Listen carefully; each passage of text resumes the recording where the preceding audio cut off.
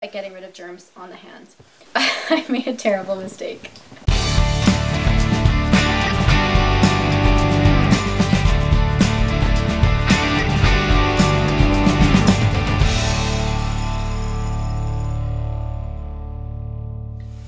Okay, for this round, Natalie asks, my 20-month-old toddler can tantrum with a capital tantrum, especially when we are in public. Do you have this problem with Olive? No, I don't. Olive and I just really try and communicate. I think communication is the key. And when she's upset, I ask her to use her words. I just get down on her level and she expresses herself to me. I acknowledge her frustration. We reach a mutually beneficial outcome.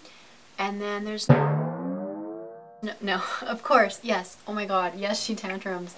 My child is literally crazy. Like she is, we're staying with my brother right now and my brother calls her the beast. She's fantastic, but she's a super intelligent and strong-willed and stubborn child, and I love her for it because those are traits that are going to make her a fantastic woman. She tantrums, absolutely she does. In public, I so feel your pain because it's horrible, because as soon as your kids start screaming, all eyes are on you and you're suddenly parenting in a microscope. So if you're strict with your child, somebody's judging you. If you are just kind of like give them whatever they want so the tantrum stops, somebody's judging you. So you just kind of have to get past that.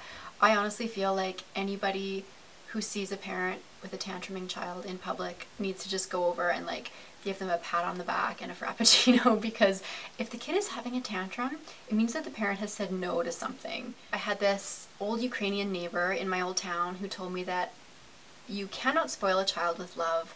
You can only spoil a child by saying no and doing yes. And it's honestly one of the best pieces of parenting advice I've ever gotten. We don't follow it 100% of the time. I'm sure we contradict ourselves every so often, but Adam and I really, really try. If we say no, we stick to it. So it's not no, she cries, no, she cries, no, she has a tantrum, we give in. Like that is just going to make your life a living hell.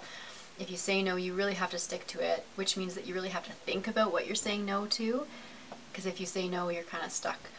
So that's number one. That's how your kid, I think, will know that you mean business and they're not just going to get their way with a tantrum. And then number two is just remove yourself from the situation. I hate parenting with people watching me parent. I just find it so uncomfortable and I don't feel like I am myself when I do it. So as much as I can, I try and remove ourselves from the situation. If that means taking her out of the store, I take her out of the store. If that means leaving the playground, we leave the playground. If we're at somebody's house, sometimes I just go into another room. I just feel like it removes the distractions, it removes the audience for both me and her, and then it's just easier to talk to her and figure out what she wants and whether or not she can have it, and then what we're going to do from there.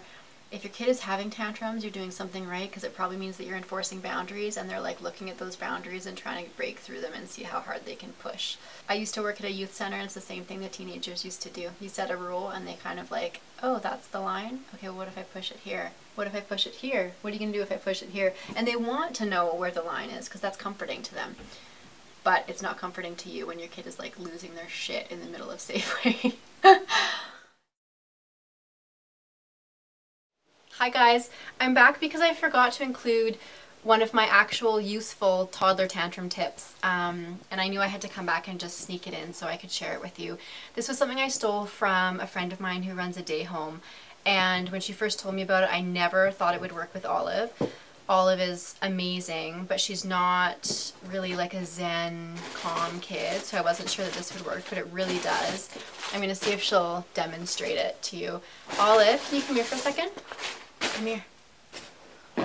Okay, so we imagine that Olive is having like, she's already doing it, she's having a massive tantrum, and what I say to her is, Olive, can you take a deep breath?